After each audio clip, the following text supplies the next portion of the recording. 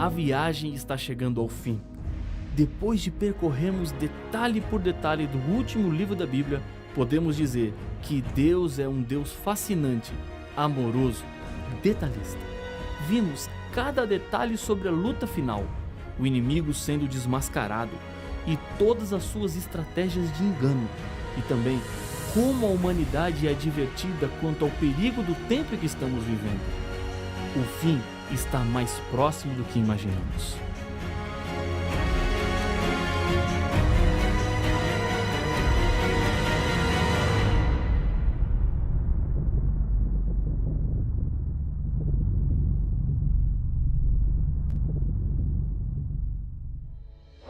O mundo será destruído, e com ele todos que não aceitarem se entregar a Deus e viver uma vida de acordo com a Bíblia Sagrada. A história chega ao fim e, ao mesmo tempo, começa a história de uma vida sem fim. Jesus voltará para buscar os fiéis e eles serão levados para o céu por um período de 1000 anos. Depois, voltarão para a terra com a Nova Jerusalém e a terra será completamente purificada. Não existirá mais morte, dor, hospitais, cemitérios, câncer, AIDS, depressão, síndrome do pânico, violência, assassinatos, exploração, pobreza, fome, indiferença, terremotos, enchentes e tantas outras coisas que roubam a alegria dos seres humanos. Não pense que o caminho para chegar lá é muito difícil. O diabo quer que você pense assim e desista. Deus está ao seu lado, pronto para lhe ajudar e dar forças para prosseguir no caminho da salvação. Nas revelações do Apocalipse, Jesus nos mostra claramente a história do seu povo, desde os dias dos apóstolos até o fim, através de 3 profecias diferentes: as 7 igrejas, os 7 selos e as 7 trombetas. A profecia das 7 igrejas nos revela a história da igreja cristã, mostrando as suas falhas e prometendo a recompensa para os vencedores. O grande destaque dessa profecia está na demonstração do grande interesse de Deus pelo seu povo. Os 7 selos profetizam a história social da igreja cristã, apresentando o triste processo de apostasia da igreja.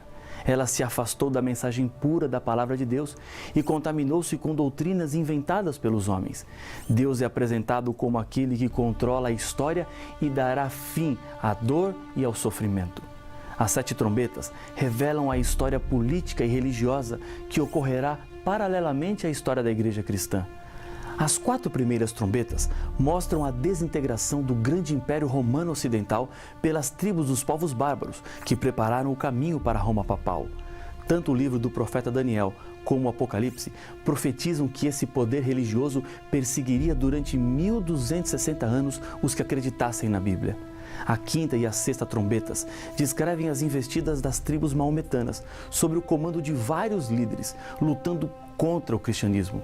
Constitui-se assim outro poder que luta contra o povo de Deus. A 7ª trombeta apresenta o tempo do fim, quando o povo fiel de Deus proclamaria o Evangelho eterno e a mensagem dos 3 anjos para todo o mundo.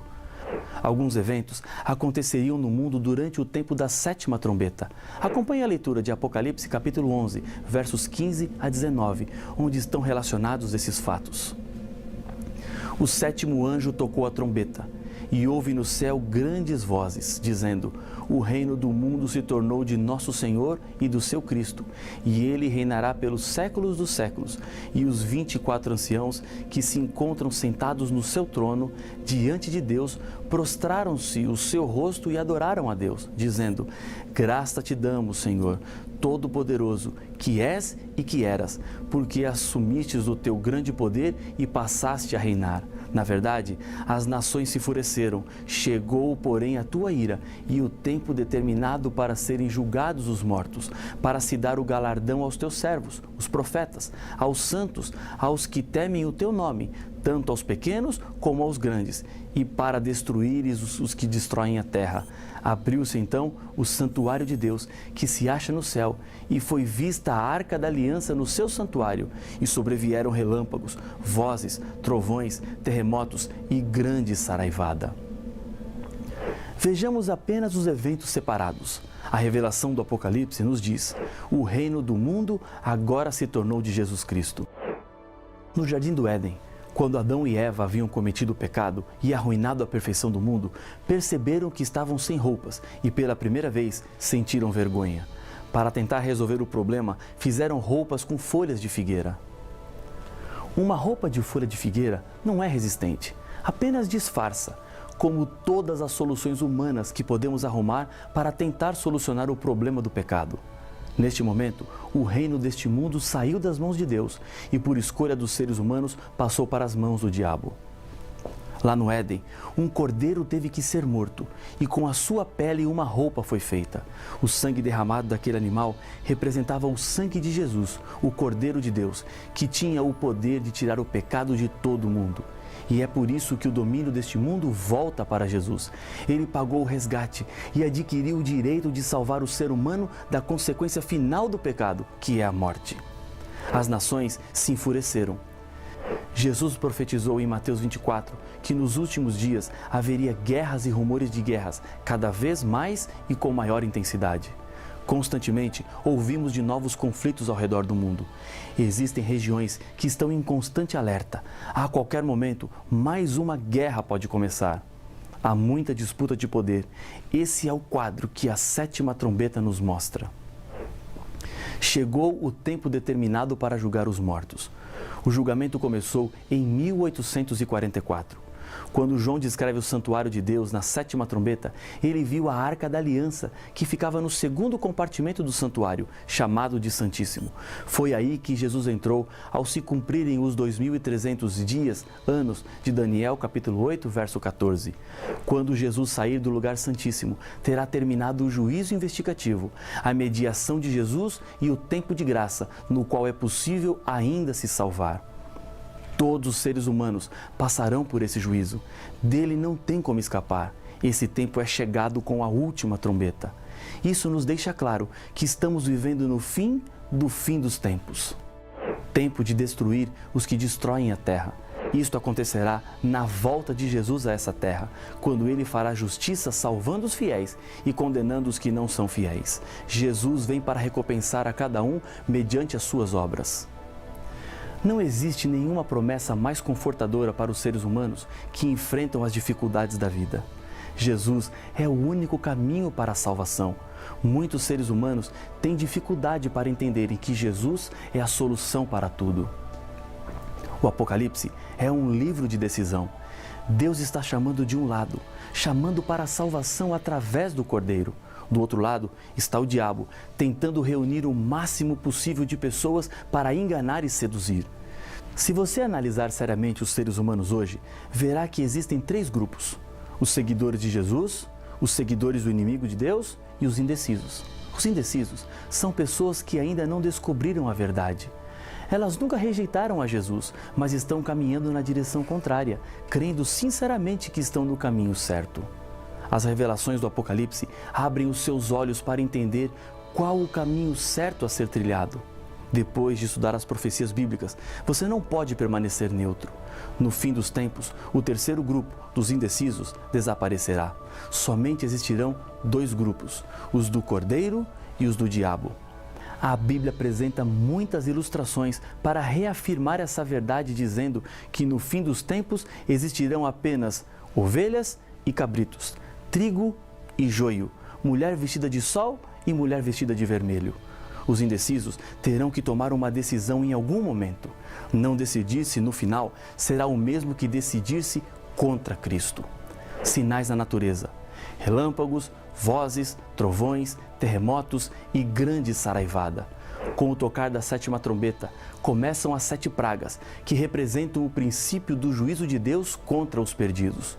O anjo responsável pelas 7 pragas também mostra a João a Nova Jerusalém. A Bíblia diz: então veio um dos 7 anjos que tem as 7 taças cheias dos últimos 7 flagelos e falou comigo dizendo: vem, mostrar-te-ei a noiva, a esposa do Cordeiro. E me transportou em espírito até uma grande e elevada montanha e me mostrou a santa cidade, Jerusalém, que descia do céu da parte de Deus. Apocalipse capítulo 21, versos 9 e 10. É importante entendermos como eram os casamentos na época de Jesus. Normalmente, haviam 5 momentos importantes. Primeiro, o compromisso matrimonial tinha muito mais seriedade do que nossos dias. Segundo, o pagamento do dote matrimonial. Terceiro, o período de preparação pessoal da noiva para o casamento e o noivo preparava a casa. Quarto, a cerimônia do casamento, que não acontecia na igreja como fazemos hoje. Era uma cerimônia simples, quando o noivo reconhecia publicamente o seu pedido de casamento, colocava uma capa sobre os ombros da noiva, enquanto o cortejo se dirigia para o local onde seria a festa. Quinto, a festa. Normalmente era na casa do pai do noivo. Em todo o Apocalipse, os salvos são descritos como vestidos de branco. Os 24 anciãos estão vestidos de branco, diz Apocalipse capítulo 4, verso 4. Os que fazem parte da multidão que se achava diante do trono de Deus estavam vestidos de vestiduras brancas, diz Apocalipse capítulo 7, verso 9. E nas bodas do Cordeiro, a igreja, lhe foi dada vestir de linho finíssimo, resplandecente e puro. Apocalipse 19, verso 8. A Nova Jerusalém, morada dos salvos, é a esposa de Cristo. Os mesmos passos de um casamento nos tempos bíblicos são percebidos na Bíblia. Primeiro, compromisso matrimonial. Jesus demonstrou interesse por sua igreja, assim como nos escolheu nele antes da fundação do mundo, para sermos santos e irrepreensíveis perante ele e em amor. Efésios capítulo 1, verso 4. Antes mesmo do mundo ser criado, Jesus já tinha estabelecido um compromisso de amor com os seres humanos. Não era plano de Deus o pecado, mas ao dizer haja luz, Deus também estava dizendo haja cruz. Deus não permitiria que os seres humanos se perdessem completamente, porque Ele é um Deus que sempre dá uma segunda chance para consertarmos o nosso erro. Mesmo com o pecado, Deus não desistiu do seu compromisso de salvar, e o compromisso foi concretizado quando, vindo, porém, à plenitude do tempo, Deus enviou seu Filho nascido de mulher. Gálatas 4, 4. Jesus veio ao encontro da igreja. Somente um Deus de amor e comprometido com a salvação deixaria o céu para viver como um ser humano. Segundo, o dote também foi pago para que Jesus tivesse direito de ter a igreja. Aquele que nos ama e pelo seu sangue nos libertou dos nossos pecados. Apocalipse 1, verso 5. Sabendo que não foi mediante coisas corruptíveis, como prata ou ouro, que fostes resgatados do vosso fútil procedimento, que vossos pais vos legaram, mas pelo precioso sangue, como de cordeiro sem defeito e sem mácula, o sangue de Cristo. 1 Pedro capítulo 1, versos 18 e 19. Ao morrer na cruz, Jesus pagou o dote da salvação. Em 1946, o físico canadense Louis Slotin, do Projeto Manhattan, realizou um experimento de risco. Eram os primeiros meses do ano e ele fazia os preparativos para a prova atômica nas águas do sul do Pacífico, no atol de Bikini. O objetivo da sua experiência era determinar a quantidade de berilo envolvido em um núcleo de plutônio necessário para uma reação em cadeia. Os cientistas chamavam de massa crítica. Para despertar, era necessário ir aproximando as duas esferas de urânio lentamente. Quando a massa se tornava crítica, então, separava-os com uma chave de fenda. No dia 21 de maio, no exato momento em que o material tornou-se crítico, a chave de fenda escorregou da sua mão. Os hemisférios de urânio se aproximaram demais e instantaneamente a sala se encheu de uma nuvem azul. Slotin poderia sair correndo, tentando salvar a própria vida, mas não foi o que fez. Ele separou os dois hemisférios com a própria mão. Com isso, salvou a vida de outras 7 pessoas que estavam com ele naquela sala. Gritando aos seus colegas para que ficassem exatamente onde estavam no momento do acidente, traçou em uma lousa a posição para que os médicos soubessem qual foi o grau de radiação que ficaram expostos. Pouco mais tarde, Hal Graves, um colega que depois dele havia estado mais exposto, contou que estavam esperando um carro que os levaria ao hospital e Slotin disse: "Você se salvará. Eu não tenho possibilidade nenhuma de vida." Ele estava certo. 9 dias depois, morreu em terrível agonia. Isso nos ajuda a entender algo muito importante. Há 2000 anos, Jesus Cristo veio no meio da radiação mortal do pecado e com sua vida concedeu liberdade e salvação para todos os seres humanos. Os que zombavam de Jesus enquanto estava na cruz diziam: salvou os outros, a si mesmo não pode salvar-se? Mateus capítulo 27, verso 42. Palavras acertadas, porque se Jesus se salvasse ali na cruz, todos os seres humanos estariam perdidos. Ele poderia se salvar, mas escolheu morrer. O dote estava pago. Terceiro, período de preparação pessoal da noiva enquanto o noivo preparava a casa. Isso é exatamente o que está acontecendo neste momento. Jesus disse que no céu estaria preparando-nos lugar. João capítulo 14, o verso 2. Em certo sentido, a nossa situação parece-se com a de um bebê que acabou de sujar as suas fraldas. A sua situação o incomoda, está sujo, sente a sujeira, mas não consegue fazer nada para resolver o seu problema. Chora pedindo ajuda até que os pais chegam para lavar e trocar. Estamos sujos pelo pecado, necessitamos de ajuda, pois não conseguimos nos limpar. É nesse ponto que reconhecemos a nossa fraqueza e impotência. Assim, aceitamos a Jesus como nosso Senhor e Salvador, como aquele que pode nos limpar. Suponhamos que um amigo roube o seu carro, mas depois ele se arrepende, vai até a sua casa, devolve o carro e lhe pede perdão. Você perdoa, mas como será a partir daí a sua amizade com essa pessoa? Ficará para sempre a lembrança. Quando Jesus Cristo vem e limpa uma pessoa, por mais longe que ela tenha ido, Deus perdoa os pecados e não se lembrará mais dele. Venha ou volte agora para perto de Jesus. Estamos no tempo de preparo para a salvação. Depois de tudo preparado e pronto, juízo encerrado, vem o momento esperado. Alegremo-nos, exultemos e demos-lhe a glória, porque são chegadas as bodas do Cordeiro, cuja esposa a si mesma já se ataviou. Apocalipse capítulo 19, verso 7. O verso 9 fala de pessoas bem-aventuradas, ou seja, felizes. Bem-aventurados aqueles que são chamados à ceia, às bodas do Cordeiro. Apocalipse 19, 9. Agora só depende de você. Procure a Igreja Adventista do Sétimo Dia mais próxima da sua casa.